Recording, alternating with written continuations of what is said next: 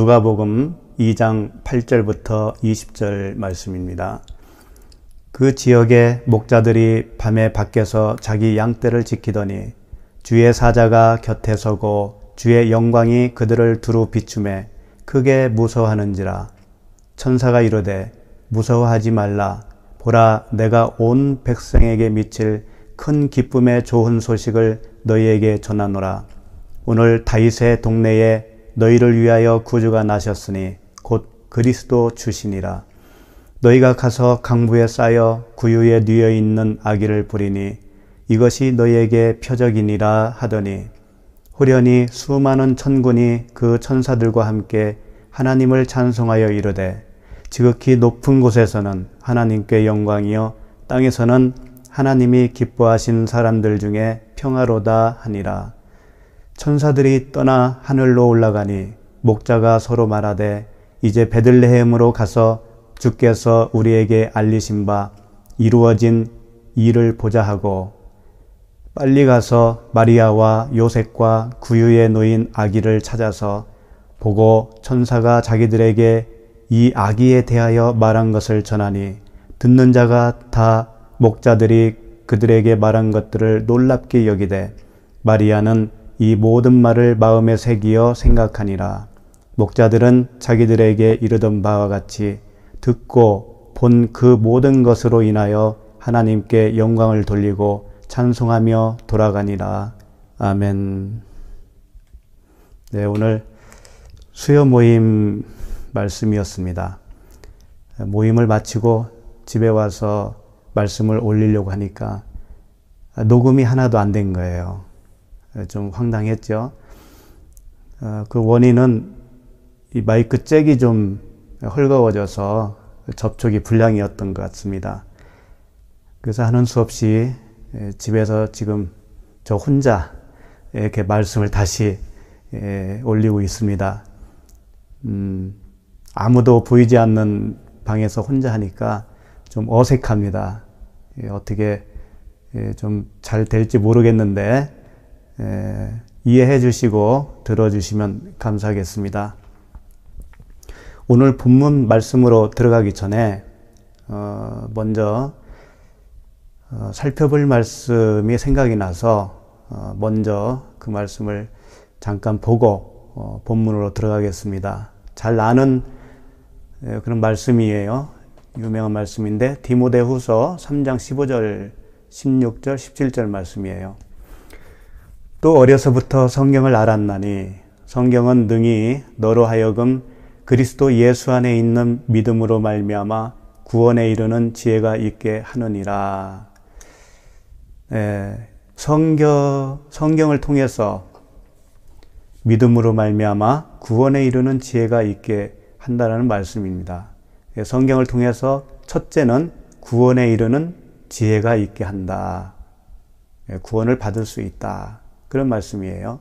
16절, 모든 성경은 하나님의 감동으로 된 것으로 교훈과 책망과 바르게 함과 의로 교육하기에 유익하니. 자, 여기에 말씀을 보면은 하나님의 감동으로 된 이 성경 말씀은 교훈과 책망과 바르게 함과 의로 교육하기에 유익하다라는 겁니다. 이 말씀을 한마디로 정의하면 성령이 우리에게 오셔서 그 하시는 일 세 가지 생각이 나실 거예요. 죄에 대하여, 의에 대하여, 심판에 대하여. 그 세 가지를 우리에게 오시면 책망을 하시는 겁니다. 바로 이 성경이 그러한 역할을 하신다라고 하는 말씀과 동일한 거죠. 여기 보면 책망이라고 되어 있는데 엘레그모스예요. 그러니까 이 성령께서 오셔서 책망하신다고 하는 그 엘렌코에서 온 그 단어입니다. 엘레그모스.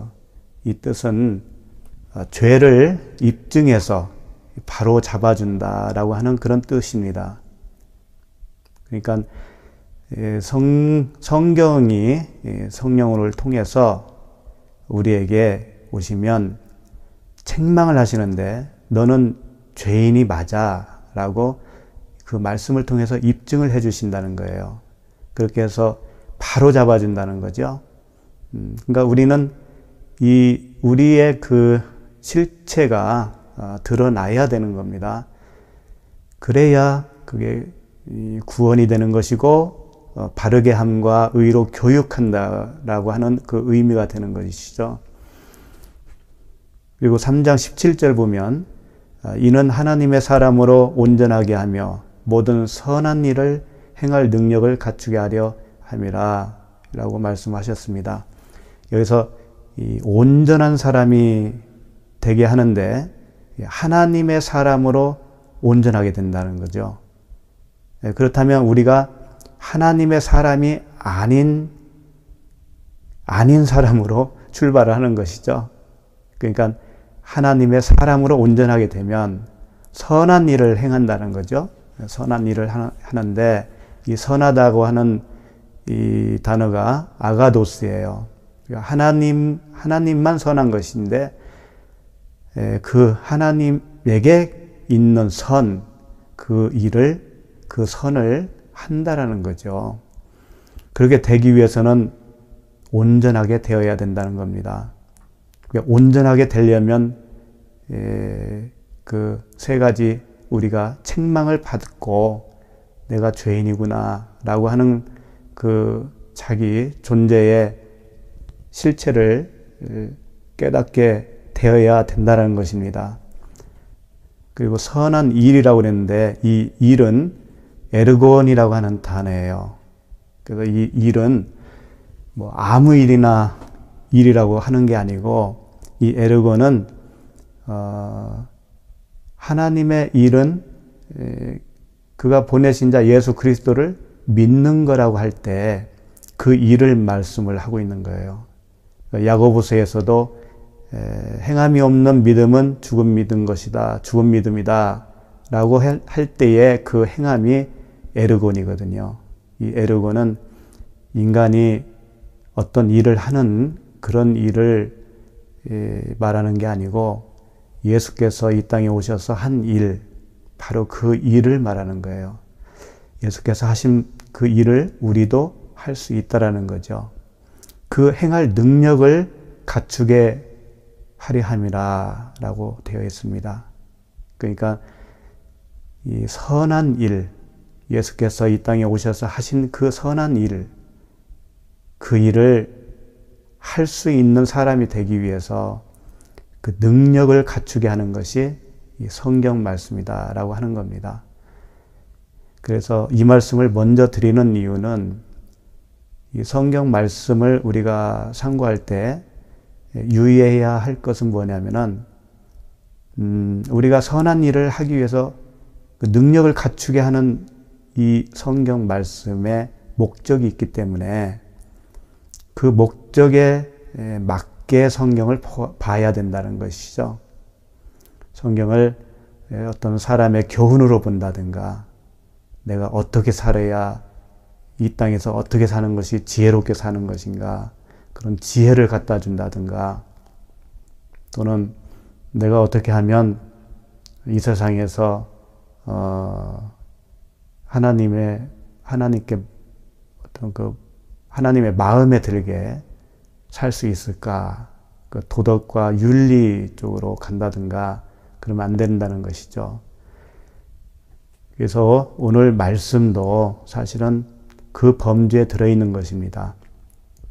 주님의 말씀 책망이 있는 것이고 또 그 책망을 통해서 우리가 한 걸음 더 앞으로 나아가게 되는 겁니다. 이 책망은 우리를 야단치고 협박하고 그런 책망이 아니고 우리를 바로 잡아준다고 하는 그 의미입니다. 그래서 항상 성경에 기록할 때에 하나님의 그 어떤 뭐라 할까요? 공식 같은 게 있어요.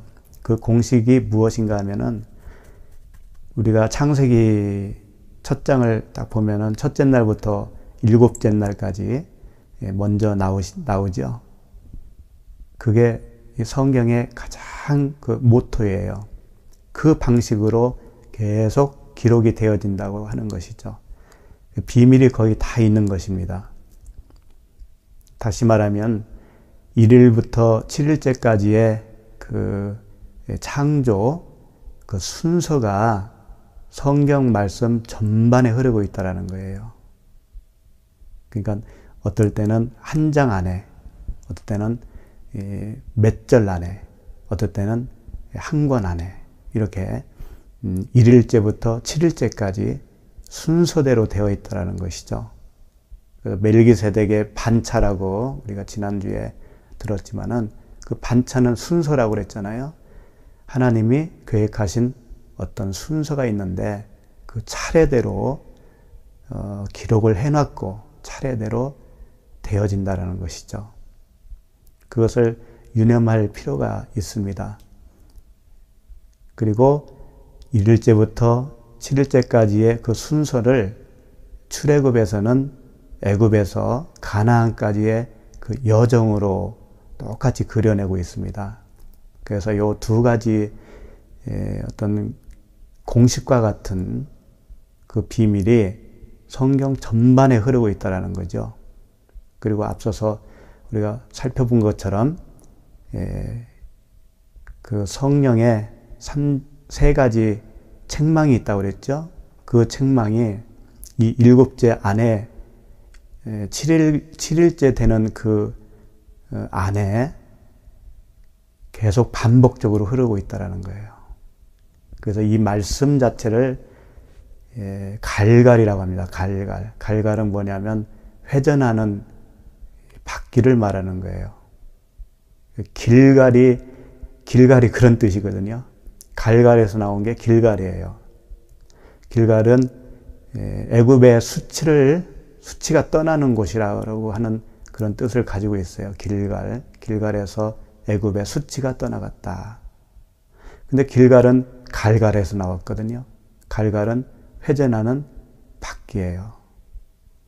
그러니까 이 1일째부터 7일째까지의 이 바퀴가 계속 돌아간다는 거예요. 그리고 애굽에서 가나안까지의 여정이 계속 돌아가면서 이 말씀 우리에게 계속적으로 굴러가는 거예요.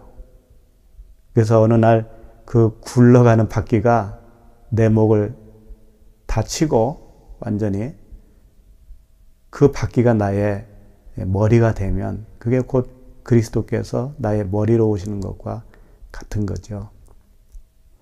그래서 그 바퀴처럼 구르는 이 말씀이 왜 이렇게 매일같이 굴러야 되고 성경 66권이 그렇게 돌아야 되느냐 하면은 우리의 삶 자체가 이 바퀴와 같은 삶이잖아요. 인생이 저녁이 되고 아침이 되니 이 하루하루가 계속 반복적으로 1년 12달 돌아가고 있잖아요. 365일 돌아간다고요. 반복으로. 그렇지만 하루 이틀 1년 10년 이렇게 돌아가는 중에 내가 자란다고요. 아기가 태어나서 자라는 것처럼 영적 그 키도 계속 자라고 영적 근육도 자라서 어느덧 어른이 되어지는 것이죠. 그러니까 성경은 계속 바퀴 돌듯이 반복해서 우리에게 복음을 전해주시고 나는 그 복음을 반복적으로 들을 때마다 나의 의는 죽어지고 그리스도의 의가 나에게 입혀지는 그런 일들이 지속적으로 반복이 되는 것이죠. 그래서 오늘 말씀은 크게 숲에서 멀리서 숲을 바라보는 그런 방식과 또 숲에 들어가서 나무 하나하나를 잘 관찰하는 그런 방식으로 좀 보도록 하겠습니다. 누가복음 2장 8절부터 20절 오늘 말씀의 제목은 밤의 목자가 낮의 목자로 라고 하는 제목으로 정했습니다. 밤의 목자가 낮의 목자로 변한다라고 하는 것이죠. 왜 그럴까요? 오늘 말씀이 그런 말씀이기 때문에 그래요. 대략적으로 일단 8절부터 20절까지 대략적으로 한번 먼저 보도록 하겠습니다. 보면은 8절 보시면 그 지역의 목자들이 밤에 밖에서 자기 양떼를 지키더니 이렇게 출발하죠. 그러니까 목자들이 밤에 있었다라는 거죠. 그리고 밖에 있었고요. 자기 양떼를 지킨다라고 되어 있죠. 이게 뭔가 하면은 목자들이 왜 낮에는 아니고 왜 밤에 있겠어요? 밤부터 출발하는 거예요. 이 목자가 밤에 속해 있는 목자라는 의미예요. 그리고 문 밖에 있다라고 하는 의미의 목자예요. 문 밖에 서서 두드리는데 목자가 아직 몰라요. 그래서 여기서 출발하는 겁니다. 창세기로 말하면 첫째 날이죠. 첫째 날이에요. 그래서 출발을 하면 20절 끝에 보면 이렇게 끝납니다. 하나님께 영광을 돌리고 찬송하며 돌아가니라. 그러니까 밤에 있는 목자가 하나님께 찬송하는 그런 목자로 변한 것을 볼 수가 있죠. 그래서 밤의 목자가 낮의 목자로 이렇게 정한 것이죠. 그리고 이제 9절에 보면 주의 사자가 곁에 서고 주의 영광이 그들을 두루 비춤에 크게 무서워하는지라 이렇게 되어 있습니다. 그러니까 이 밤에 목자가 있는데 주의 사자가 영광을 비춰졌어요. 주의 사자가 주의 영광이 그들을 두루 비춤에 그랬습니다. 빛을 받으면 사람은 생명이 살아나는 거죠. 그래서 이 9절은 셋째 날에 속한다고 할 수가 있습니다. 그러니까 홍해를 건너서 드디어 이제 회개가 일어났다고 볼 수 있는 거죠. 10절 보면은 천사가 이르되 무서워하지 말라 그랬습니다. 그들이 그 주의 영광을 두루 비쳤는데 그때 무서워했거든요. 왜 무서워할까요? 우리가 주님의 은혜를 처음 받으면 어떻게 되는가요? 죄가 무섭잖아요. 죄가. 그래서 회개가 일어나는 겁니다. 회개. 그래서 그걸 3일째에 홍해를 건너서 회개가 일어난 그런 시점으로 우리가 볼 수 있는 것이죠. 그 다음에 11절 10절 보면 온 백성에게 비칠 큰 기쁨의 좋은 소식을 너에게 전하노라 라고 되어 있는데 이제 그 빛을 비춰서 생명으로 태어난 그 목자에게 기쁨의 좋은 소식을 너에게 전한다라고 하는 천사의 말이에요. 그렇다면 이것은 뭐냐면은 이제 너희들을 이 광야에서 가르치겠다 이거예요. 그 기쁜 소식이 무엇인지를 가르치겠다. 그래서 이게 이제 광야의 삶이 시작되는 겁니다. 4일째가 되는 거예요. 11절 보면 오늘 다윗의 동네에 너희를 위하여 구주가 나셨으니 곧 그리스도 주시니라 그랬습니다. 그래서 예수 그리스도라고 안 하고 여기서는 그리스도 주시니라 라고 표현을 했어요. 그리고 다윗의 동네에 라고 되어 있는데 이 다윗의 동네라고 하는 것은 언약대로 그 동네에 왔다 이거예요. 구약에서 언약을 해 주셨는데 그 언약대로 그리스도가 태어나셨다라고 하는 거죠. 그래서 우리의 구원은 우리의 행위에 있지 않고 하나님의 언약에 있다라고 하는 것을 암시적으로 보여주고요. 그리고 예수 그리스도라고 안 하고 그리스도 주시니라 라고 했던 것은 이렇게 생각할 수가 있죠. 이들이 지금 홍해를 건넜으면 그 영광의 빛을 받았으면 살아난 거죠. 살아났다는 것은 세례를 받았다라는 거예요. 물 세례를 받은 거죠. 물 세례는 뭐예요? 예수와 함께 죽은 거잖아요. 그렇기 때문에 이제 살아나야 할 단계에 와 있는 거죠. 그래서 그리스도로 살아나는 것입니다. 그러니까 이제 광야의 삶 속에서 배우고 살아나고 자라고 그러는 거예요. 그래서 주님과 온전한 연합을 이루어지는 것은 언제예요? 가나안 땅에 들어가는 거죠. 요단강을 건너서 가나안 땅에 들어가는 것이 주님과 온전한 연합입니다. 12절 보면 너희가 가서 강부에 쌓여있는 구유에 뉘어있는 아기를 보리니 이것이 너희에게 표적이니나 하더니 그랬습니다. 이 강보, 구유 이건 뭐라고 그랬죠? 강보에 쌓여있다고 하는 것은 이 죄인된 인간의 몸을 입었다라고 하는 것을 표현하는 것이고요.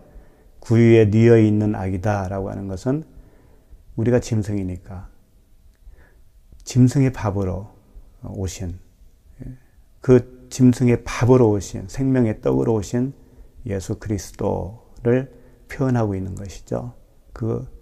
그래서 그분을 만나게 될 거다. 너희들이 볼 거다. 그러면 그게 표적이 될 거다라고 하는 계속적인 그 약속입니다. 이게 광야 삶을 그 주님과 대면할 것이다. 보게 되리니 그랬으니까 하나가 될 거다라고 하는 말씀을 계속 하시는 거예요. 13절 호련히 수많은 천군이 그 천사와 함께 하나님을 찬송하여 이르되 지극히 높은 곳에서는 하나님께 영광이요 땅에서는 하나님이 기뻐하신 사람들 중에 평화로다. 이게 이제 천군이 여기서 등장을 하죠. 천군이 그 천사와 함께 하나님을 찬송한다. 이거 이따가 자세하게 설명을 해드리겠습니다. 그래서 14절까지는 이제 그 하나님이 기뻐하신 사람들 중에 평화다라고 하는 그 땅의 평화, 높은 곳에 계신 하나님이 이 자기의 그 택하신 백성들에게 주는 그 평화, 이것이 있는 거죠. 등장을 하는 거죠.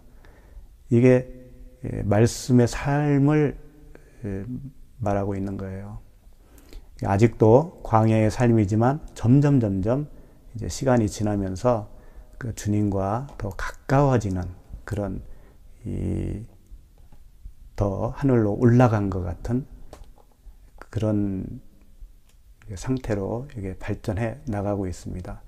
15절에 보면 천사들이 떠나 하늘로 올라가니 목자가 서로 말하되 이제 베들레헴으로 가서 주께서 우리에게 알리신 바 이 이루어진 일을 보자 하고, 그러니까 드디어 이 목자들이 이 천사들에게 배울 걸 다 배웠다라는 거예요.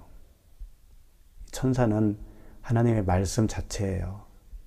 그러니까 모세가 그 이스라엘 백성들을 말씀으로 광야 40년 동안 인도했잖아요. 그리고 모세가 이제 떠나가잖아요.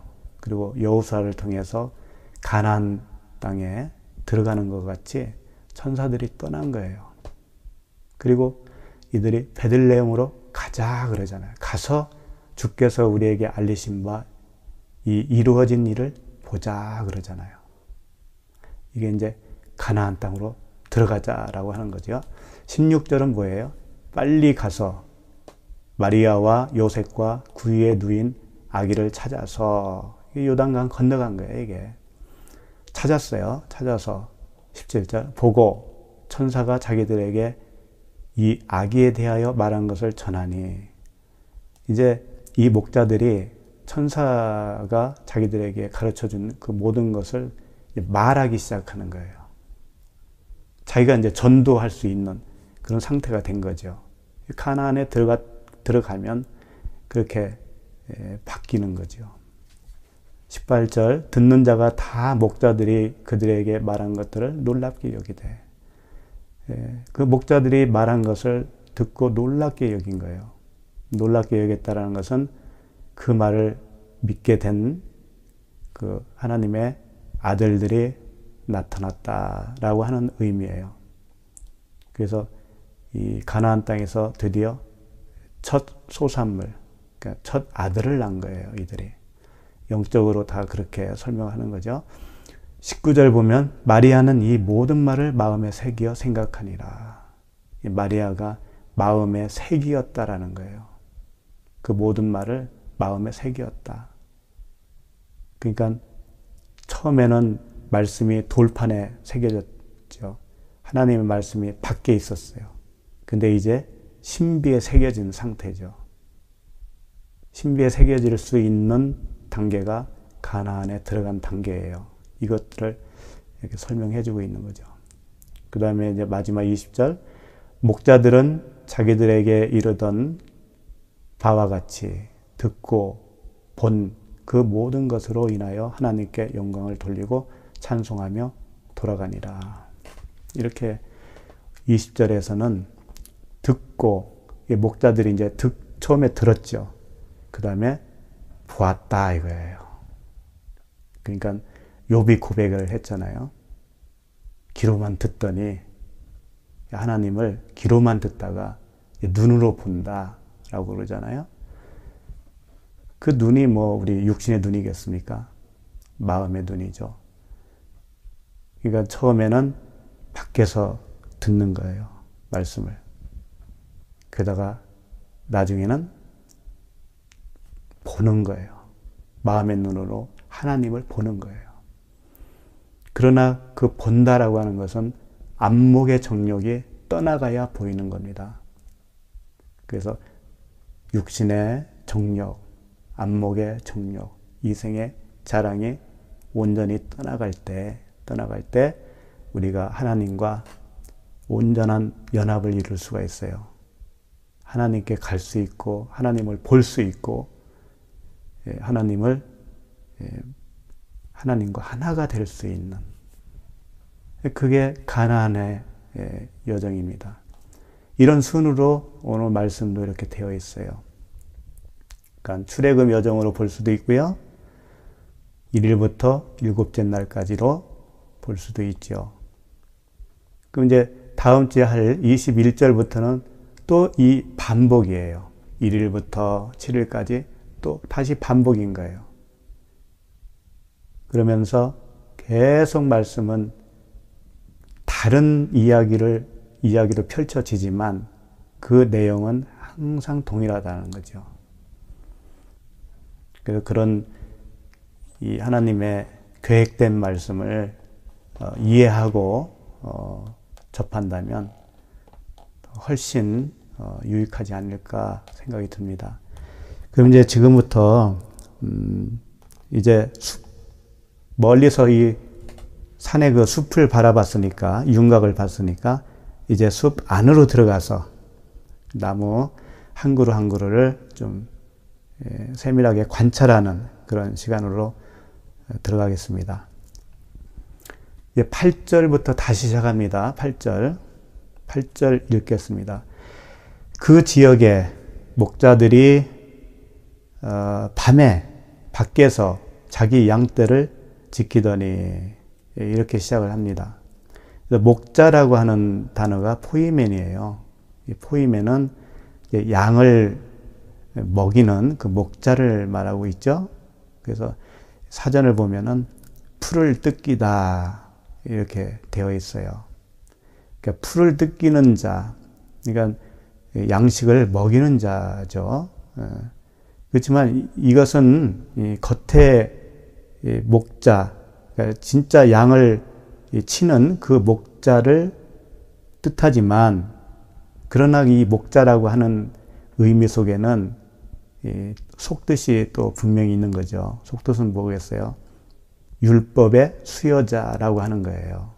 그러니까 말씀을 이게 전해주는 자, 말씀을 먹여주는 자가 목자죠. 이 목자 중에 목자가 누구예요?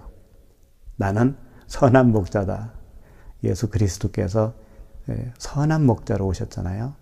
그래서 그 예수 그리스도, 목자로 오신 예수 그리스도를 설명하기 위해서 창세기서부터 이 이스라엘 백성들이 다 목자로 등장합니다. 잘 아시듯이 에벨 있잖아요. 에벨이 가인에게 죽은 에벨이 양을 친 목자였어요. 그리고 아브라함도 역시 목자였죠. 아브라함, 이삭, 야곱 다 목자였어요. 그래서 이 요셉이 자기 그 식구들을 70명 되는 식구들을 다 애굽으로 들이잖아요. 그리고 나서 이제 애굽 왕을 만날 때 이렇게 당신들을 소개하시오라고 하면서 당부를 합니다. 거기가 창세기 46장 34절이에요. 요셉이 이렇게 말하는 거죠. 당신들은 이러기를, 그 형제들에게 하는 말이에요. 당신들은 이러기를 주의 종들은 어렸을 때부터 지금까지 목축하는 자들이 온데 우리와 우리 선조가 다 그러하니이다 하소서. 애굽 사람은 다 목축을 가증히 여기나니 당신들이 곧센 땅에 살게 되리이다. 이 말씀입니다. 그러니까 애굽 왕에게 이 가나안 땅에서 온 요셉의 그 형제들은 우리 선조들은 대대로 다 목축하는 자였다, 목자였다라는 것을 말하라 이거예요. 그러면 곧센 땅에 살게 될 거다라고 하는 거죠. 그래서 그 말씀대로 다 이루어졌어요. 곧센 땅에서 400년 동안 살게 된 거죠. 그런데 애굽 사람은 다 목축을 가증히 여기나니 이렇게 기록해 되어 있네요. 애굽 사람이 목축을 가증히 여긴다는 말은 뜻일까요?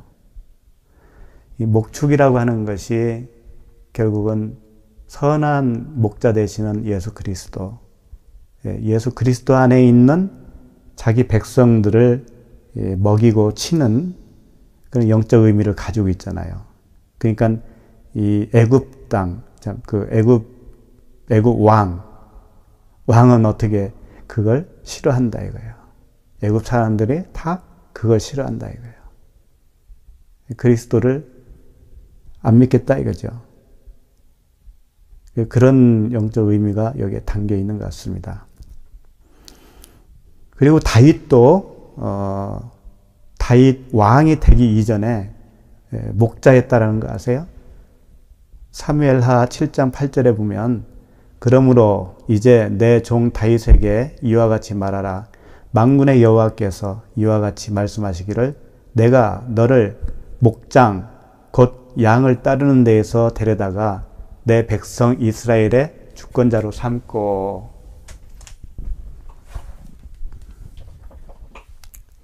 그러니까 다윗도 목자였다라는 거죠.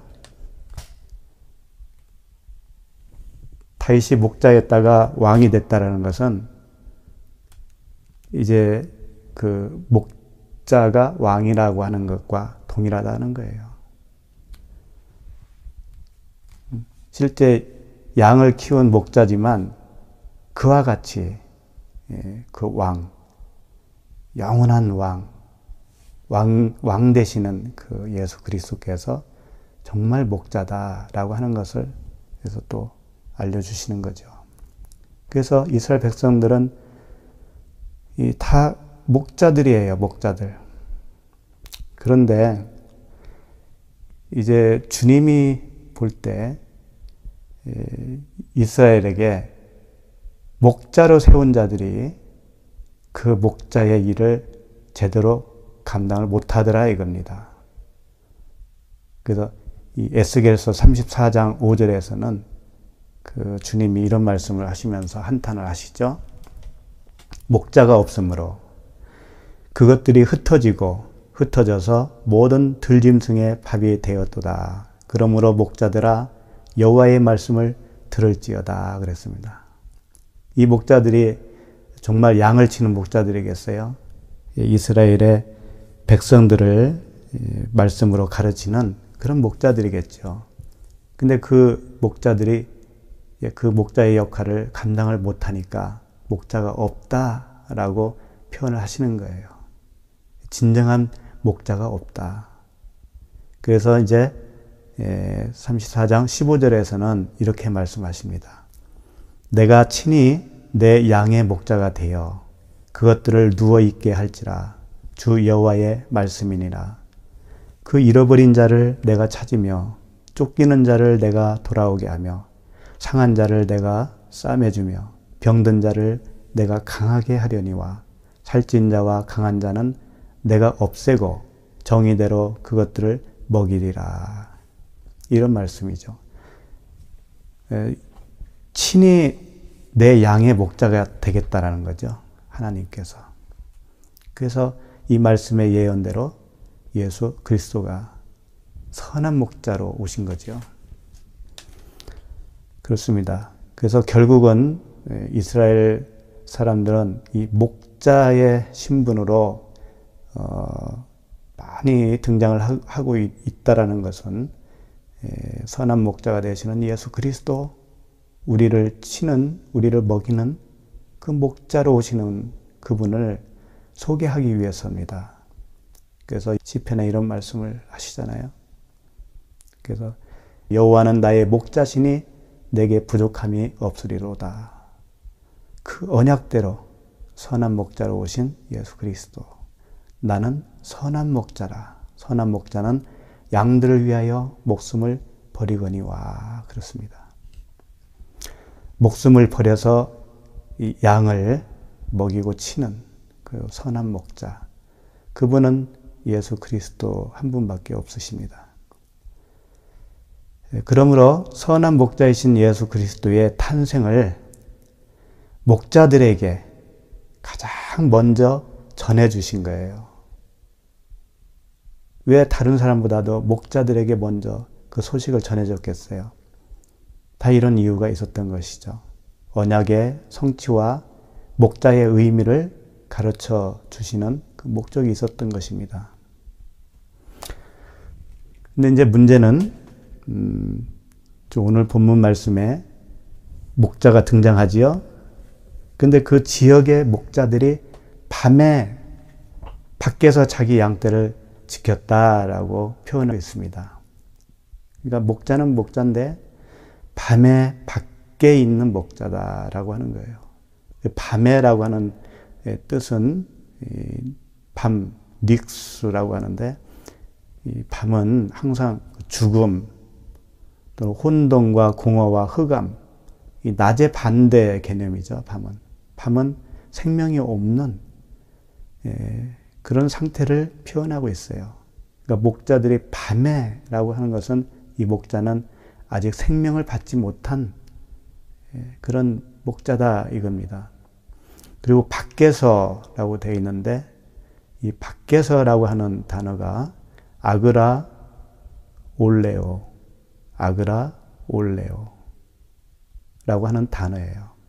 그러니까 밖은 밖인데 이 단어의 의미 자체가 무슨 뜻이냐면은 아그로스라고 하는 들과 아울레라고 하는 우리, 양우리 있죠. 그 우리라고 하는 단어가 이렇게 합성이 된 거예요.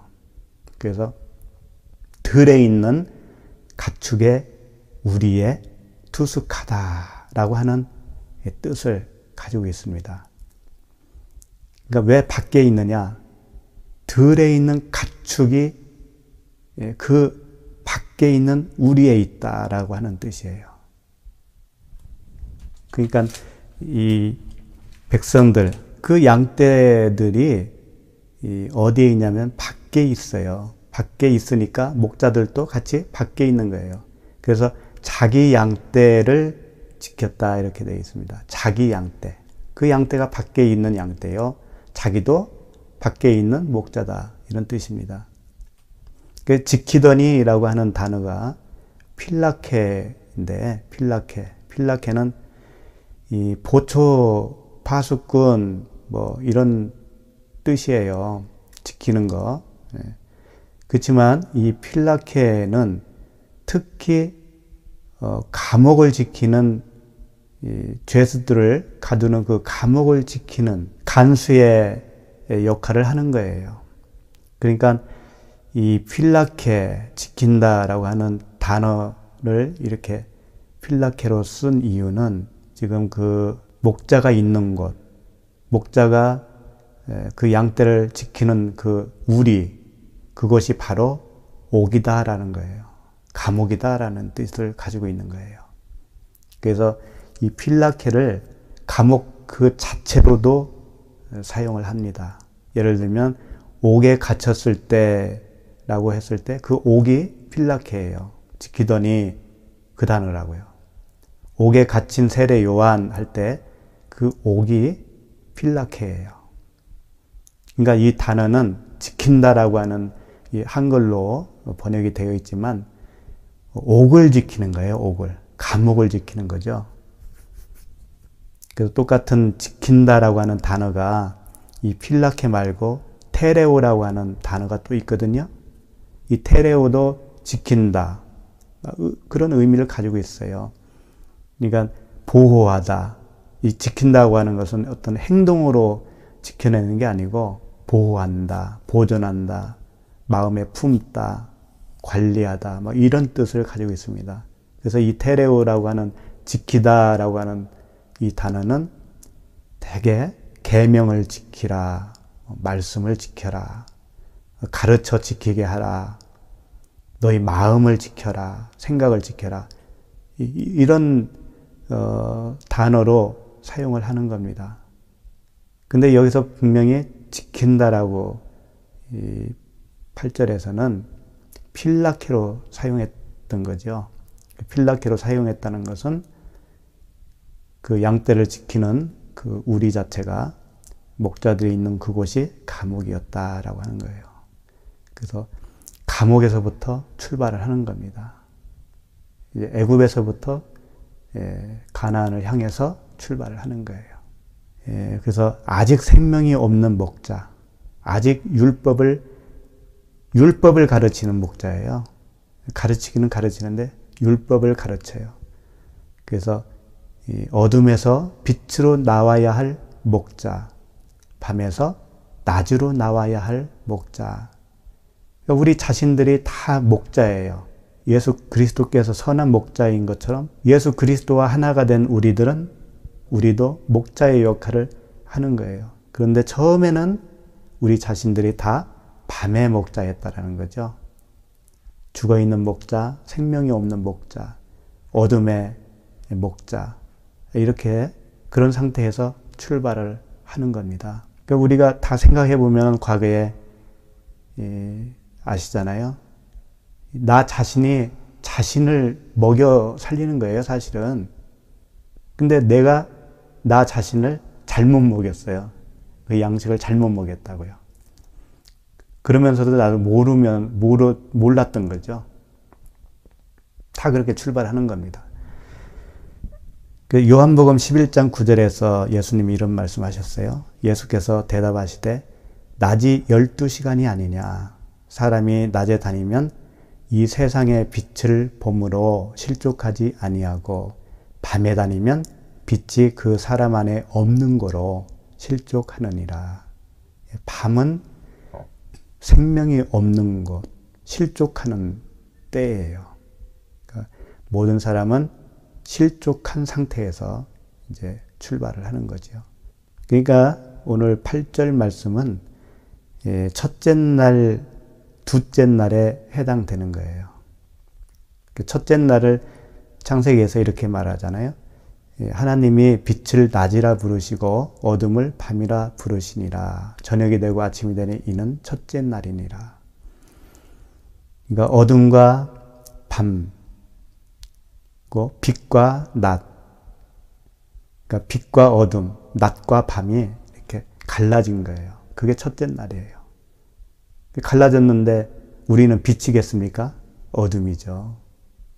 그리고 둘째 날, 창세기 1장 7절에 보면 하나님이 궁창을 만드사 궁창 아래의 물과 궁창 위의 물로 나누게 하시니 그대로 되니라. 하나님이 궁창을 하늘이라 부르시니라. 저녁이 되고 아침이 되니 이는 둘째 날이니라. 그러니까 궁창은 하늘인데 하늘 위의 물과 아랫물로 나누었다라는 거죠. 그러니까 이 이틀 둘째 날까지는 아직 생명이 아닌 거예요. 그러니까 둘째 날까지는 어둠이고 아랫물에 속하기 때문에 이제 애굽에 있는 상태라고 볼 수가 있죠. 이 상태에서 이제 우리가 주님이 빛으로 찾아오면 그때부터 이제 애굽에서 출애굽을 하는 겁니다. 3일째로 가는 거예요. 9절 말씀을 보겠습니다. 9절 주의 사자가 곁에 서고 주의 영광이 그들을 두루 비춤에 크게 무서워하는지라. 이제 드디어 주의 영광을 가지고 있는 그 사자가 이 목자들에게 두루 비춰 주었어요. 그래서 이제 이 주의 사자라고 되어 있는데 이 사자는 앙겔로스거든요. 그러니까 천사예요, 천사. 그래서 사자, 천사 같은 단어입니다.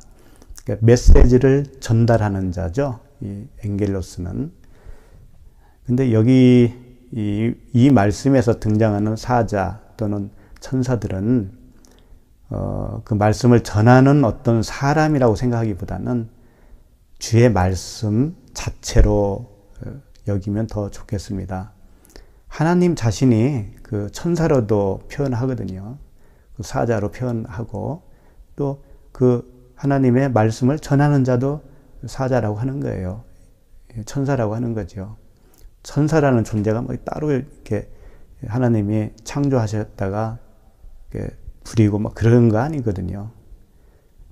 그 말씀 자체가 천사이고 그 말씀을 전하는 자가 천사예요. 그래서 그 천사, 그 사자, 주의 사자가 주의 영광이 그들을 두루 비췄어요. 두루 비쳤다라고 하는 의미는 페리 엘람프센이라고 되어 있는데요. 이 빛에 완전히 쌓여 있는 상태, 그런 상태로 지금 그 영광을 비춰주셨다라고 하는 겁니다. 마치 사도 바울이 다메섹 도상에서 그 예수 그리스도를 만났죠. 빛으로 만났죠. 그와 같이 아주 그냥 눈이 멀 정도로 그렇게 강력한 영광으로 임하신 거죠. 그러니까 이들이 목자들이 무서워했어요. 크게 무서워했어요.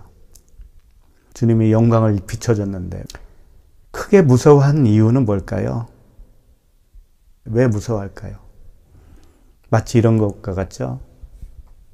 캄캄한 방에 오래 있다가 갑자기 전등불을 확 켜면은 눈을 제대로 못 뜨잖아요. 그와 같은 거죠. 사도 바울이 그 주님을 처음 만났을 때 눈이 멀어버렸어요. 그러니까 우리가 주님을 처음 만났을 때 회개가 일어나잖아요. 나의 죄가 다 폭로되잖아요. 그래서 눈물, 콧물도 흐르고 그러잖아요. 근데 이게 무서워한다고 하는 단어가 뭐 그렇게 무서워서 벌벌 떤다는 그런 의미보다는 이 주님을 경외한다라고 하는 뜻에 더 가깝습니다. 그러니까 이 무서워한다는 것은 주님을 더 나를 발견하고 나서 그 은혜에 더 흠뻑 젖는 거예요. 은혜에 끌리고 그 사랑에 끌리고 그래서 주님을 경외하는 겁니다. 이 나 같은 죄인에게 그 빛을 비춰주시고 찾아오신 주님을 찬양하게 되는 것이죠. 그 바퀴벌레가 빛을 보면은 막 도망가잖아요. 캄캄한 데로 더 도망가죠. 우리는 처음엔 그래요. 그래서 이 주의 영광, 그 영광이 우리에게 비춰지면, 그러니까 우리가 다 그런 모습이에요, 처음에는. 그러다가 점점 그 영광 안으로 우리가 빨려 들어가는 거예요. 그 주의 영광이라고 하는 이 단어가 나왔습니다. 주의 영광. 영광은 독사라고 그러죠. 독사. 하나님의 그 영광은 어떻게 표현할 수도 있냐면은 이제 우리 사람의 언어로 이것을 표현한다는 것이 사실 불가능해요. 하나님의 영광을 받은 자만 알 수 있는 거거든요. 사실은 말로 표현한다면 하나님의 모양과 형상이라고 일단은 말씀드리고 싶어요. 주의 영광이 어떤 것이냐? 그러면 하나님의 모양과 형상이다. 그럼 하나님의 모양과 형상이 어떻길래? 라고 한다면 하나님의 모양은 겉으로 보이는 거예요. 뭐겠어요? 말씀은 말씀인데 율법이죠. 율법. 문자적으로 보여지는 이 말씀 자체가 하나님의 모양이에요. 그러면 형상은 뭐예요? 형상은 그 모양 안에 감추어진 은혜와 진리의 복음이라고 말할 수 있습니다. 그래서 모양, 율법, 그 다음에 은혜와 진리의 복음, 이게 하나님의 모양과 형상인데 예수 그리스도를 보면서 독생자의 영광이라고 그러잖아요. 독생자의 영광, 예수 그리스도. 그러니까 눈에 보이는 예수, 육체 예수는 모양이라고 본다면 그 안에 있는 그 신성으로서 그리스도, 그 그리스도께서 바로 하나님의 형상이라고 볼 수가 있죠. 그래서 그걸 둘 다 볼 수 있다면 그게 하나님의 영광을 보는 거예요. 그러니까 우리가 하나님의 영광을 본다라는 것은 뭐냐면 율법 안에 있는 이 성경 안에 있는 그리스도를 발견하는 거예요.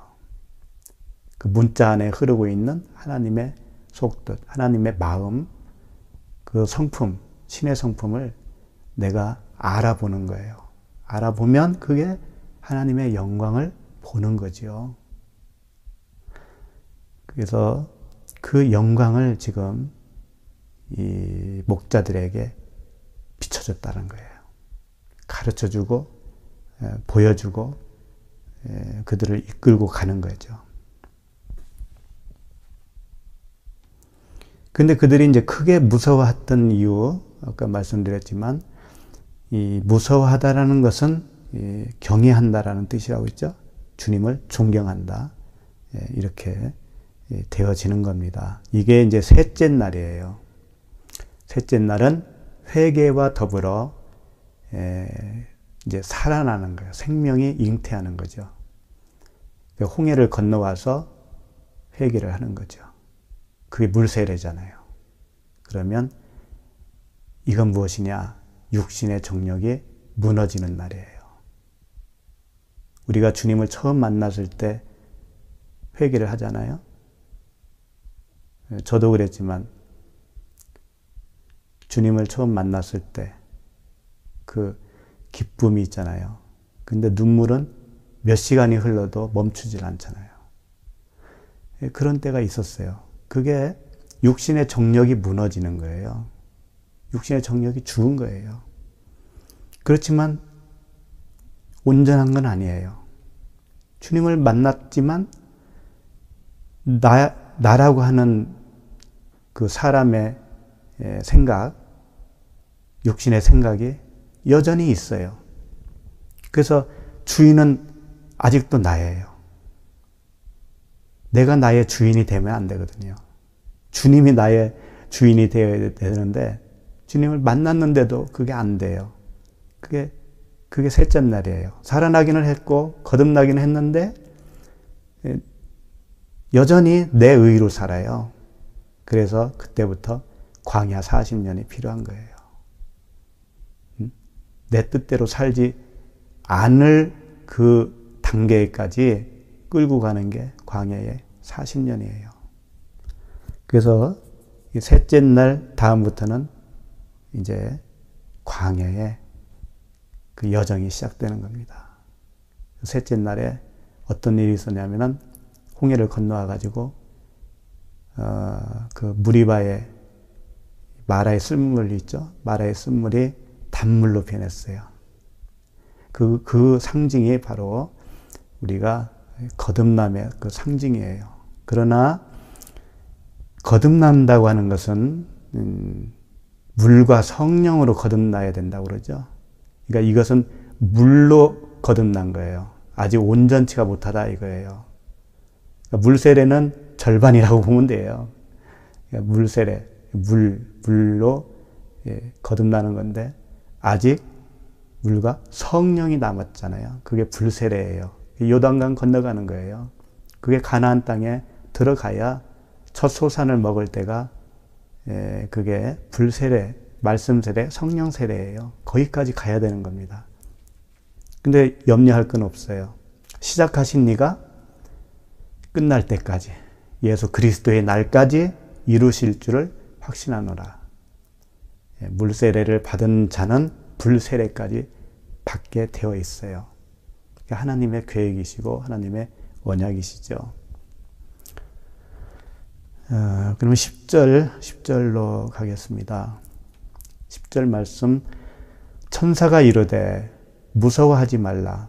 보라, 내가 온 백성에게 미칠 큰 기쁨의 좋은 소식을 너에게 전하노라. 이제 광야의 그 시작이 되었습니다. 4일째예요. 근데 여기서 보면 무서워하지 말라. 보라 그랬어요. 보라. 보라라고 하는 것은 하나님을 보라 이거예요.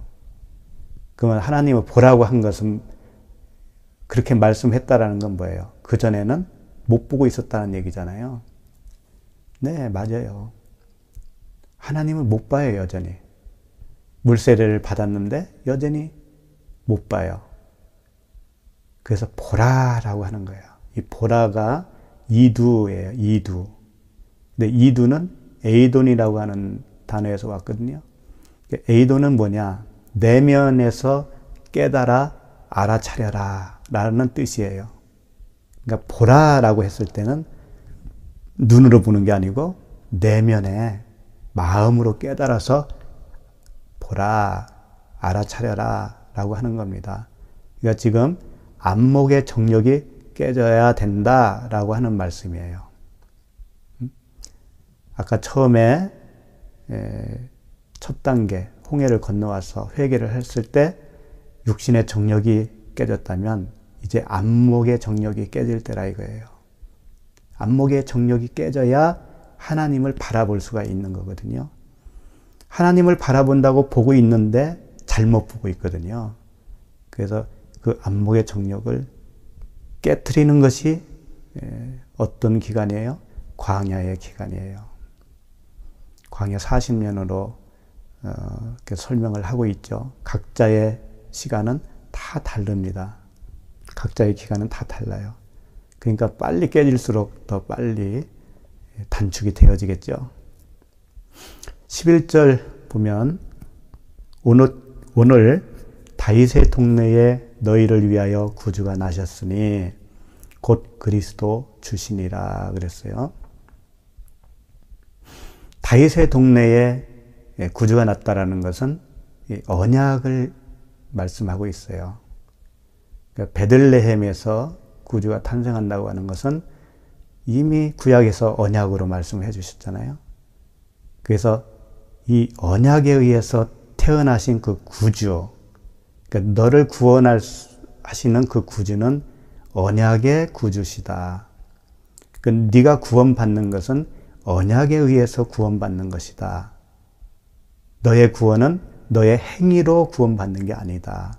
너의 의로 구원받는 게 아니고 그 언약으로 오셨던 구주 그리스도의 의로 구원받는다 라고 하는 것을 계속 가르쳐주고 있는 거예요. 광야의 삶이라고 그랬잖아요. 지금 배우는 거예요. 하나님의 말씀을 계속 배워요. 배우면 배울수록 육신의 정욕과 안목의 정욕이 점점 떠나가겠죠. 내 겉사람은 후패하겠죠. 그리고 그만큼 하나님을 볼 수 있는 눈이 열리겠죠. 점점 그 길로 가고 있는 것이죠. 그래서 우리가 그리스도 문 밖에 있었던 우리들이 이제 그 문 안으로 점점 들어가는 거예요. 점점 들어가서 하나가 되는 것이죠. 그러니까 우리 신앙이라는 게 하루아침에 완성되는 게 아니라는 걸 알 수가 있겠죠. 그 많은 여정이 있다라는 겁니다. 12절로 보겠습니다. 12절. 너희가 가서 강부에 쌓여 구유에 뉘어 있는 아기를 보리니 이것이 너희에게 표적이니라 하더니. 이것도 아직도 그 강부에 쌓여 있는 구유를 보게 될 거다라고 하는 예언의 말씀입니다. 그러니까 아직은 그분과 하나가 되기 이전이에요. 그러니까 광야의 삶이지. 아직도 이 12절도 강부에 쌓여 구유에 뉘어 있는 아기를 보리니 라고 하는 뜻은 이런 것과 같습니다. 세례 요한이 예수님이 자기에게 그 세례 받으러 오실 때 그분을 보면서 고백한 말이죠.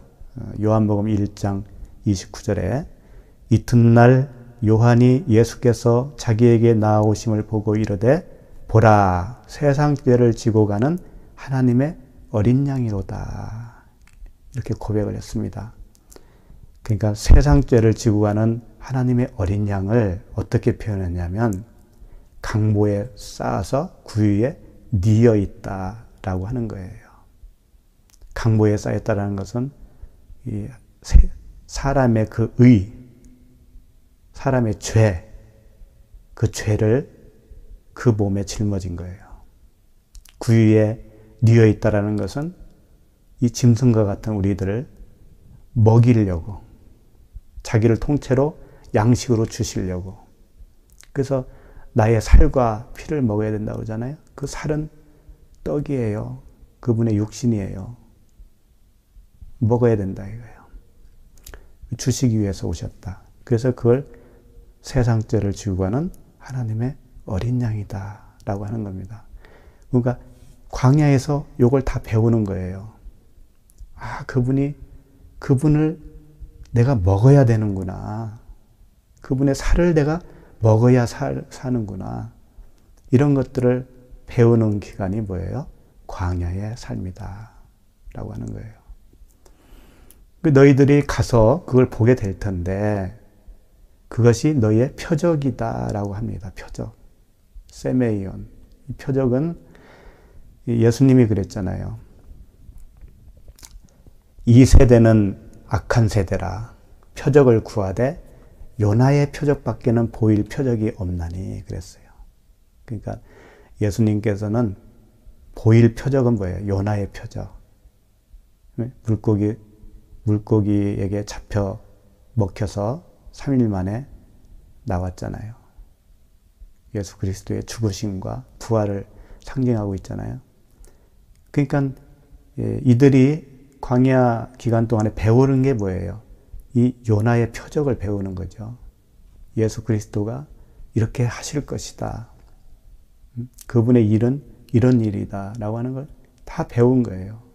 그리스도를 아는 거예요. 아는 거. 그러니까 이제 이들이 다 배웠어요. 이제 광야 40년 동안 다 배웠어요. 주님에 대한 정보를 이제 다 알았다고요.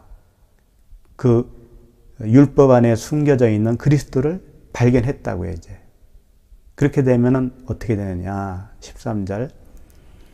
호련히 수많은 천군이 그 천사들과 함께 하나님을 찬송하여 이르되 그러죠. 갑자기 호련히 수많은 천군이 나와요. 천군. 그리고 천군이 그 천사들과 함께 하나님을 찬송한대요. 이걸 목자들은 지금 보고 있는 겁니다. 그 의미가 뭘까요? 이런 거예요. 그래서 천군이 갑자기 등장을 했는데 천사는 아시죠? 앙겔로스 천사는 아시지만 천군이 좀 생소하죠. 천군이. 이 천군은 이 신약에서는 딱 2번 나와요. 2번. 한 번은 사도행전에 나오고요. 한 번은 여기 본문에 나오는 거예요. 천군. 천은 우라니오스로 이렇게 되어 있어요. 우라니오스. 우라노스가 하늘이잖아요. 그 하늘, 우라노스에서 나온 말씀인데, 우라니오스. 이건 무슨 뜻이냐면, 하늘로부터 오는, 이런 뜻이에요. 하늘로부터 오는 군대다라는 뜻이죠. 천군. 하늘로부터 오는 군대. 근데 이 군이 있죠. 군대. 이게 스트라티아예요. 스트라티아는 군대는 군대인데 싸우는 군대예요. 그러니까 천군은 싸우는 천사예요. 싸우는 천사. 근데 아까 서두에 말씀드렸죠. 천사가 뭐라고요? 하나님 말씀 자체가 천사라고 그랬잖아요. 그 말씀을 전하는 자도 천사지만 여기서는 천사는 천사인데 말씀은 말씀인데 천군은 뭐냐면은 싸우는 말씀이다. 그런 뜻이에요. 왜 싸우는 말씀이에요? 누구하고 싸워요? 용과 싸우잖아요. 용과 짐승과 거짓 선지자들과 싸우거든요. 용과 짐승과 거짓 선지자들이 누군데요? 바로 우리들이었어요. 우리들. 애굽에 있을 때의 우리들, 광야의 삶을 살아가는데도 불구하고 여전히 내가 있잖아요. 그러니까 하나님과 싸워서 나라는 겉사람이 죽어야 되거든요. 그러니까 하나님과 나밖에 없어요. 근데 이 천군은 나와 싸우는 말씀이에요. 나와 싸우는 하나님이에요. 그게 누구예요? 성령이시잖아요. 성령님. 성령이 우리에게 오시면 죄에 대하여, 의에 대하여, 심판에 대하여 책망하시겠다. 그러셨잖아요. 그러니까 성령의 책망하시는 성령, 그분을 이렇게 천군이라고 표현했을 뿐입니다. 근데 이 천군을 스트라티아라고 그랬는데 사도행전에도 있다라고 그랬잖아요. 이 단어가 사도행전에 그 집사 있죠.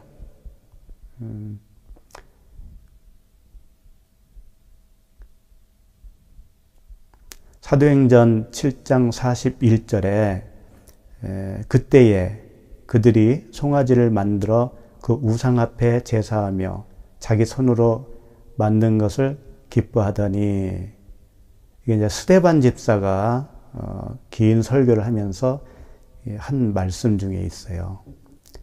42절 보면 하나님이 외면하사 그들을 그 하늘의 군대 섬기는 일에 버려두셨으니, 이런 말씀이에요. 다시 설명을 하면은 모세가 하나님을 만나러 돌판을 가지고 산에 올라갔잖아요. 시내산에. 그래서 40일 걸렸는데 출애굽한 이스라엘 백성들이 그걸 참지 못하고 금송아지를 만들었어요. 그래서 우상 앞에 제사하고 그들이 기뻐 뛰었단 말이죠.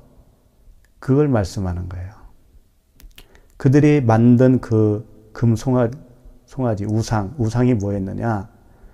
그 42절에 말씀하신 대로 하늘의 군대 섬기는 일이라고 한 거예요. 그러니까 그 우상이 누구라고요? 하늘의 군대라는 거예요.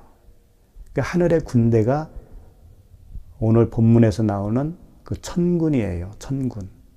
하늘의 군대. 하늘에서 내려오는 군대. 그 이상하잖아요. 하늘에서 내려오는 군대가 그 성령께서 우리를 책망하시는 그 말씀이잖아요. 그러니까 하나님 자신이잖아요. 그러면 우리는 어떻게 해야 되겠어? 그 하나님을 만나면 내가 죽어야 되잖아요.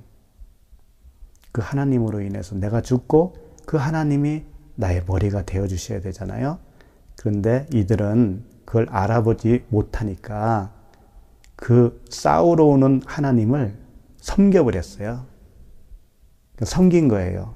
잘 봐달라고. 죽기 싫다라는 거죠. 하나님은 우리 보고 죽어야 된다고 그러는데 나는 죽기 싫어요. 그러니까 내가 뇌물로 섬길 테니까 잘 봐달라는 거죠. 그게 우상 섬김이에요. 그 천사 숭배라는 게 바로 요거 똑같은 거예요. 우상 섬기는 거예요. 하나님을 섬기면 그게 천사 숭배요, 우상 숭배가 되는 거예요. 그럼 우리는 어떻게 돼요? 내가 십자가에서 그리스도와 함께 죽으면 어떻게 돼요? 섬길 내가 없잖아요. 섬길 내가 없는 거예요. 그러니까 못 섬기는 거예요, 하나님을. 그리고 예수 그리스도와 함께 죽었기 때문에 섬김을 받는 그분도 없어요. 그러니까 섬기는 나도 없고 섬김을 받는 하나님도 없는 거예요. 그럼 무엇만 있어요? 하나님만 있는 거예요. 하나님만 계신 거예요. 그래서 내 안에 그리스도께서 사시는 것이라 라고 하는 거죠. 그러면 나는 어떻게 된 거예요? 내가 죽고 새로 태어났잖아요. 새로 태어났는데 그 새로 태어난 나는 어떤 존재냐면 그리스도와 한 영이라는 거예요. 한 영.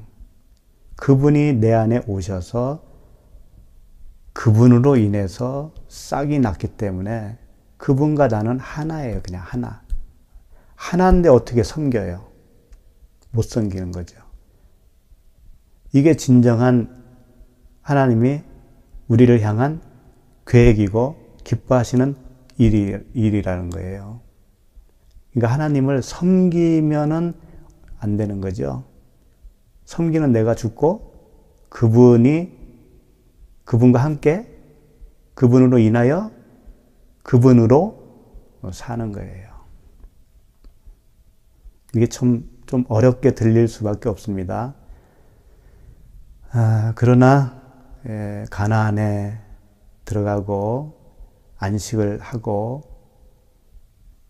또 아들을 낳고 부모가 되고 하면 다 이해가 돼요, 이게. 자, 그래서 계시록에도 이렇게 기록이 되어 있거든요.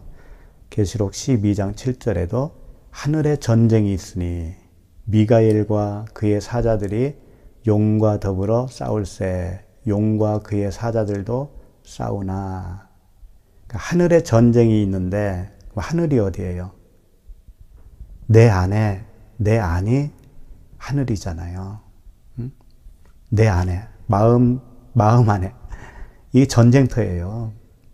전쟁이 일어났는데 미가엘과 그의 사자들이 한 팀이고 용과 그의 사자들도 한 팀이에요. 그래서 싸우는 거예요. 미가엘은 군대장입니다. 군대장관 미가엘 천사장이에요. 가브리엘 천사는 소식을 전하는 천사의 장이고 미가엘은 싸우는 천사의 천사장이에요.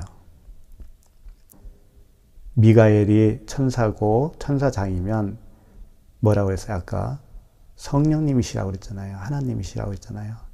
그리고 그의 사자들은 또 뭐겠어요? 그럼 그의 사자들은 또 누구겠어요? 말씀들이에요. 복음의 말씀들, 진리. 다 하나예요, 하나. 그런데 누구와 싸우냐? 용과 그의 사자들과 싸운다 이거예요. 용이 누구예요? 나잖아요, 나. 내가 용으로 태어나는 거예요. 근데 그의 사자들은 또 뭐겠어요? 내가 육신인데 육신의 생각들이 사자들이에요. 그러니까 내 육신의 생각과 하나님의 말씀이 싸우는 거예요. 내 안에서. 하나님과 내가 싸우는 거죠. 그게 계시록의 이야기예요. 성경 전체의 말씀이 그 말씀이라고요. 그러니까 용이 바다에서 나온다 그러니까 바다가 내가 있는 곳이 바다예요. 다른 것을 생각하시지 마세요.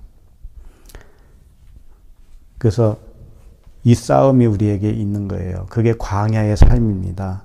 거기서 누가 이겨야 되겠어요? 하나님과 내가 싸워서. 내가 이기면 어떻게 되는 줄 알아요? 하나님은 질 수가 없어요. 질 수가 없기 때문에 그 하나님은 환도뼈를 부러뜨려요. 야곱의 환도뼈. 하나님은 지는 하나님이 아니잖아요. 결코. 내가 져야지. 야곱처럼 결국은 내가 져야 돼요. 내가 지면 그분이 내 인생을 온전히 끌어가요. 그게 평강이에요. 그게. 그래서 14절 지극히 높은 곳에서는 하나님께 영광이요 땅에서는 하나님이 기뻐하신 사람들 중에 평화로다 하니라. 이 지극히 높은 곳은 어디겠어요? 하나님 계신 곳이죠. 하늘. 근데 그곳엔 하나님의 영광인데 하나님이 계신 곳이 높은 곳이고 하나님이 가진 것이 하나님의 영광이에요. 독사, 하나님의 영광.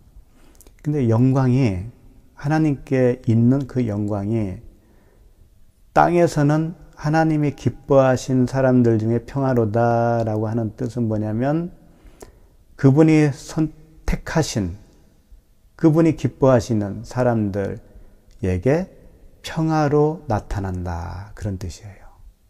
그러니까 하나님의 영광이 나에게 부어주시면 나에게는 어떻게 그게 반응이 나타나느냐? 평강으로 나타난다 이거예요. 평화로다. 평강. 에이레네거든요. 에이레네는 언제 에이레네냐면은 둘이 하나가 될 때 에이레네가 되는 거예요. 둘이 하나가 될 때 평강이 되어지는 거예요. 그러니까 높은 곳에 계신 하나님이 땅에 있는 나에게 내려오셔야 돼요. 내려오셔서 그분과 내가 하나가 되면 그때 어떻게 반응이 나타난다? 평강으로 나온다. 이거 평강으로. 내 마음에 평강이 있다면 하나님의 영광이 나에게 오신 거죠. 평강이 없다면 불안하고 늘 불만스럽고 걱정투성이고 그렇다면 아직 하나님의 영광이 임하지 않았다라고 볼 수 있지 않겠어요? 그러니까 지금 높은 곳에서 하나님께 영광이요 땅에서는 하나님의 기뻐하신 사람들 중에 평화로다. 자기의 백성들이 이제 평강을 얻게 된 상태가 언제쯤이겠어요? 광야 40년이 끝날 때 그때 임하는 거죠. 다 배웠어요 이제. 그래서 이 요한복음에서는 그 영광을 이렇게 표현을 합니다. 요한복음 1장 14절에 보면 말씀이 육신이 되어 우리 가운데 거하심에 우리가 그의 영광을 보니 아버지의 영광이요 독생자의 영광이요 은혜와 진리가 충만하더라. 이렇게 기록하고 있습니다. 아버지의 영광, 독생자의 영광, 은혜와 진리가 충만하더라. 이게 하나님의 영광입니다. 말씀이 육신이 되어 오신 예수 그리스도의 영광이죠. 그 영광이 우리에게 임하시면 우리는 평강으로 나타난다 이거예요. 평강으로. 세상이 어쩌든 내 환경이 어떻든 내 육신이 어떻든 간에 내가 병상에 누워 있을 수도 있고 건강해서 열심히 일을 많이 할 수도 있고 가난하거나 부하거나 어떤 상태에 있든지 간에 관계없이 끊을 수 없는 하나님의 그 사랑이 나에게 부음바 되었다면 그 영광을 우리가 얻었다면 흔들리지 않는 평강이 있다라는 거예요. 에이레네 평강. 그러니까 부활하신 주님께서 제자들에게 나타나서 처음으로 하신 말씀이 뭐예요?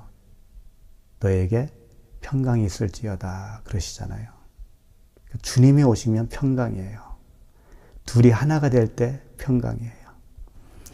15절 천사들이 떠나 하늘로 올라가니 목자가 서로 말하되 이제 베들레헴으로 가서 주께서 우리에게 알리신 바 이 이루어진 일을 보자 하고, 이제 드디어 천사들이 떠났어요. 천사들이 하늘로 올라갔다고 되어 있는데, 천사들이 떠났다는 건 뭐겠어요? 마치 이런 거죠. 천사들이 이제 목자에게 모든 것을 가르쳤어요. 광야 40년 동안 그 말씀으로 먹이시고, 말씀의 그 의미를 알려주시고, 계시하시고, 가르쳐 주셨어요. 그래서 가나안 땅에 이제 들어가 살아라, 이러는 거죠. 그러니까 그렇게 가르친 말씀이 이제 떠나는 거죠. 제자리로 돌아가는 거예요. 할 일 다 하신 거죠, 이제. 그러니까 모세를 어떻게 하든가요? 느보산에서 모세를 가잖아요. 가나안 땅에 들어가지 않고 느보산에서 죽잖아요. 그것과 똑같은 의미의 말씀이에요. 율법으로 가르쳤던 그 모세, 이제 그 율법 안에 있는 그리스도를 다 가르쳤던 그 모세는 자기의 역할이 끝난 거예요. 그래서 예수 그리스도의 모형으로 등장한 여호수아를 통해서 가나안 땅에 들어가는 겁니다. 그래서 목자들이 이렇게 얘기하잖아요. 이제 베들레헴으로 가서 그러잖아요. 베들레헴으로 가서 주께서 우리에게 알리신 바 이루어진 일을 보자. 이제 눈으로 보자 이거예요. 이게 뭐겠어요? 가나안 땅으로 가자 이거예요. 약속하신 그 일을 이루어지는지 요단강을 건너서 보자라고 하는 거예요. 그래서 이 15절까지는 요단강이 건너기 바로 직전까지라고 볼 수가 있겠죠. 그러니까 이 가르치고 나면 말씀, 그 율법은 우리를 죄를 깨닫게 한다고 그랬잖아요. 그리고 이 밖에서 가르치는 거 있잖아요. 밖에서 복음을 가르치고 율법을 가르치고 하여튼 밖에서 가르칠 때 나의 입장에서는 뭐예요? 그걸 듣잖아요. 들어요. 근데 그 듣는 기간이 있다라는 거예요. 그게 천사들이 떠난다고 하는 표현으로 사용하신 거죠. 예를 들면은 이런 거죠. 엠마오로 내려가는 제자들, 그 두 제자에게 예수 그리스도 부활하신 그분이 찾아오셨어요. 그래서 그들에게 모세오경과 선지자의 글을 다 동원해서 예수 그리스도에 대한 말씀을 가르쳤습니다. 그리고 떡을 떼서 축사를 했어요. 이 떡은 뭐예요? 생명의 떡이신 예수 그리스도를 예표하잖아요. 그 떡을 떼서 주니까, 그 떡을 먹으니까, 먹으면 뭐예요? 예수 그리스도가 그들 안에 들어간 거잖아요. 그러니까 축사하고 그들이 떡을 받아 먹으니까 예수님이 온데간데 없어졌잖아요. 부활하신 예수 그리스도께서 안 보여요. 없어졌어요. 사라졌어요. 어디에 들어가셨을까요? 그 제자들 안으로 들어갔다고 하는 그런 의미 아니겠어요? 그러니까 천사들이 하늘로 떠나갔다고 하는 것은 그 천사가 목자 안에 들어간 거예요. 목자가 하늘이 된 거예요, 이제는. 천국이 여기 있다, 저기 있다 아니고 너희 안에 있다고 그랬잖아요. 그 목자가 이제 천국이잖아요. 그러니까 그 말씀이 목자, 하늘이 된 그 목자 안에 들어간 거죠. 다 그런 의미예요. 그래서 이 엠마오 제자들이 그렇게 되니까 다시 제자들에게 가서 전하잖아요. 우리가 부활하신 그분을 만났다라고 가서 전하잖아요. 그와 똑같이 이 목자들도 그 일을 하게 됩니다. 그게 이제 16절, 드디어 요단강을 건너서 불세례를 받고 들어가는 거예요. 16절. 빨리 가서 마리아와 요셉과 구유에 누인 아기를 찾아서, 이제 빨리 가자는 거죠. 요단강을 빨리 건너자는 거예요. 빨리 간다라는 그 단어가 수퓨도 이렇게 이런 단어인데 빨리 가서라는 게 열심을 표현하고 있는 거예요. 그냥 빨리 뛰어갔다는 의미보다는 열심. 그러니까 말씀의 열심이에요.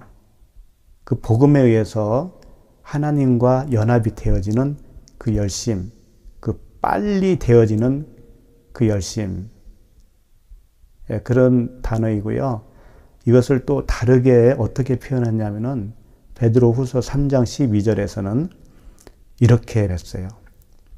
하나님의 날이 임하시기를 바라보고 간절히 사모하라. 간절히 사모하라. 이게 수표도예요. 빨리 가서라고 하는 단어와 간절히 사모하라라고 하는 단어가 같은 단어예요. 간절히 사모하라. 그날에 하늘이 불에 타서 풀어지고 물질이 뜨거운 불에 녹아지려니와 그랬어요. 그날에는 뭐예요? 예수 그리스도께서 나에게 오실 때 그런 말씀이죠. 사람의 생각, 육신의 생각이 타버리는 거예요. 나에게 오실 때 불에 타서 풀어져요. 뭐가 불에 타요? 그래서 이 육신의 그러니까 이생의 자랑 있죠. 내가 자랑. 내가 주체가 되니까 나를 자랑 삼아서 살거든요. 뭐든지 자기예요, 자기. 근데 자기가 불에 타서 죽어야 돼요. 그게 이제 언제냐면은 간절히 사모할 때, 빨리 갔을 때 그런 일이 일어나는 거죠. 그래서 빨리 가서 마리아와 요셉과 구유에 두인 아기를 찾아서 드디어 이제 요단강을 건너간 거예요. 17절 보고 찾아서 보고 천사가 자기들에게 이 아기에 대하여 말한 것을 전하니 그럽니다. 이 목자들이 천사가 전해준 그 말 있잖아요. 광야 40년 동안 배운 거 있잖아요. 그 말씀을 이제는 자기가 전하는 거예요. 가나안에 와서 그 말씀을 전하는 거예요. 전하니까 뭐가 무너지는가요? 여리고성이 무너지잖아요. 아이성도 무너지잖아요. 그만큼 이제 이 목자가 이렇게 달라진 거예요. 온전하게 말씀으로 세워진 거예요, 이제. 그러니까 엠마오 제자들이 주님을 만나고 다시 제자들에게 가서 전하잖아요. 그 소식을. 그와 똑같다니까요. 그러니까 이 목자도 천사들에게 배웠어요. 40년 동안. 배우고 가나안에 와서 이제 자기가 전하는 자가 되어버린 거예요.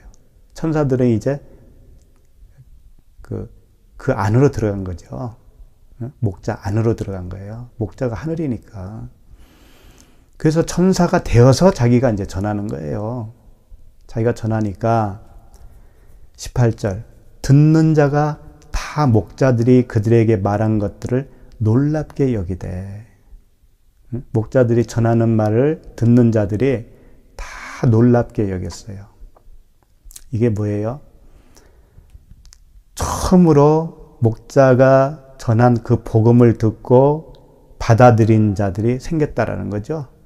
이게 아들남이에요. 아들남. 첫 소산을 이제 얻은 거예요. 이게 11조예요. 첫 소산을 떼서 드리는 게 11조.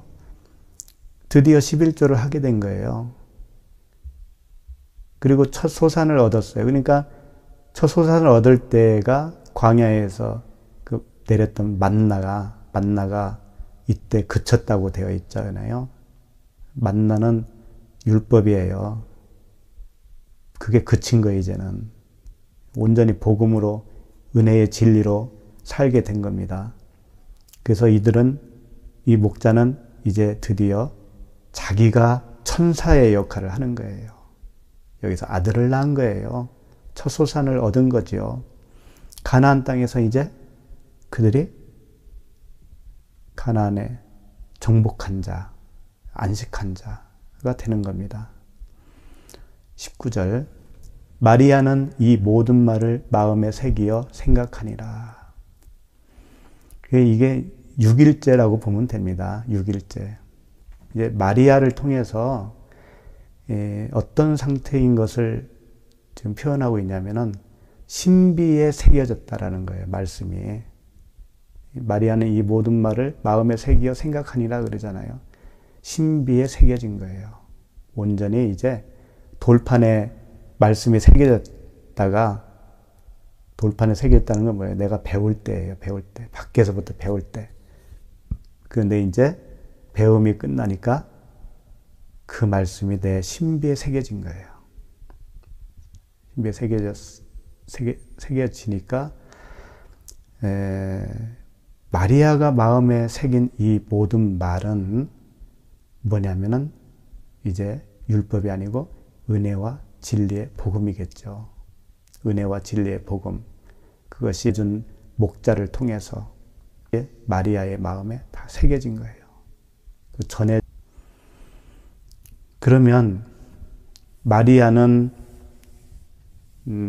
생각했다고 그랬습니다. 마음에 새기고 생각했다고 그랬어요. 무슨 생각을 했을까요?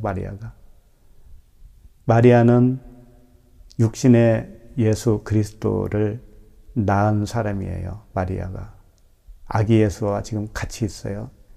근데 복음을 들었더니 그 아들이 어떻게 될 사람으로 알게 된 거예요. 그 아들이 우리를 위해서 죽어야 할 자잖아요. 십자가에서 죽어야 할 아들로 오셨잖아요. 마리아가 그 생각을 하게 된 거예요. 근데 그렇게 되어야만이 하나님의 백성들이 구원을 받을 수 있잖아요.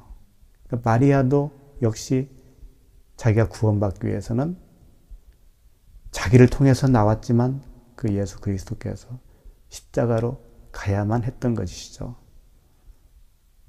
그러니까 육적으로는 아픔이 되는 거예요. 다시 말해서 그 육체의 예수는 육체의 마리아하고 똑같은 거예요. 육체 예수가 죽는다는 것은 마리아도 죽는 거잖아요. 그럼 우리도 똑같잖아요. 우리도 죽는 거잖아요. 그러니까 육적으로는 아프며 고통이 될 수밖에 없는 거예요. 그런데 그래서 그 죽기 싫기 때문에 두려움이 오는 거죠. 근데 죽어야 된다니까요. 근데 내 힘으로는 그게 안 돼요. 내 스스로는 될 수가 없는 거예요. 그 죽음이라는 게 육체의 목숨을 끊는 그런 자살 이런 게 아니잖아요. 육신의 생각, 나의 의, 내가 나의 왕이 되어서 살아가는 거 있잖아요.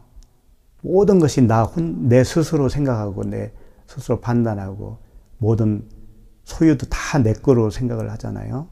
자식도 내 거, 남편도 내 거, 아내도 내 거, 집도 내 거, 돈도 내 거, 다 내 거잖아요. 그러면 여전히 자기는 주인이잖아요. 자기가 주인이잖아요. 요걸 죽어야 된다니까? 요 생각 자체. 이게 죽어져요, 이게? 내 스스로? 놓아집니까? 이것을 해주시는 분이 성령이셔요. 그분이 해주셔요.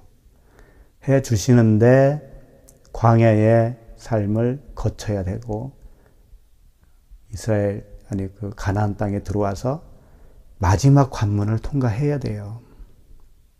그게 이제 20절입니다. 20절.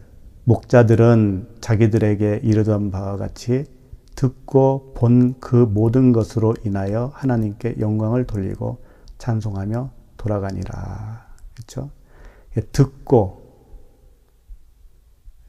그 목자들은 자기들에게 이르던 바와 같이 천사들이 가르쳐 주는 것 같이 듣고 가나안에 와서 본 그대로 그 모든 것으로 인해서 하나님께 영광을 돌리고 찬송하며 돌아갔다라는 말씀이에요. 그러니까 욥이 고백한 것처럼 처음에는 귀로만 들었잖아요. 귀로만 듣다가 본다라고 하잖아요. 하나님을 본다.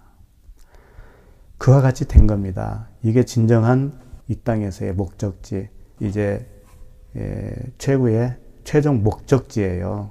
가나안에 들어가서 안식의 삶을 사는 그 목적지예요. 그때는 하나님께 영광을 돌리는 거죠. 그때 하나님께 찬송이 되어지는 거예요. 그러면 돌아간다고 되어 있는데 어디로 돌아가겠어요? 다시 그 밖에 목자의 그 자리로 돌아가겠습니까? 이 목자들이? 그런 뜻이 아니죠. 이 목자들은 자기 내면 성전이 되어 돌아가는 거예요. 내면 성전. 그 밖에 있던 목자, 문 밖에 있던 예수 그리스도라고 하는 우리, 양의 우리, 그 문 밖에 있던 이 목자, 내가 이제 그 안으로 들어가는 거예요.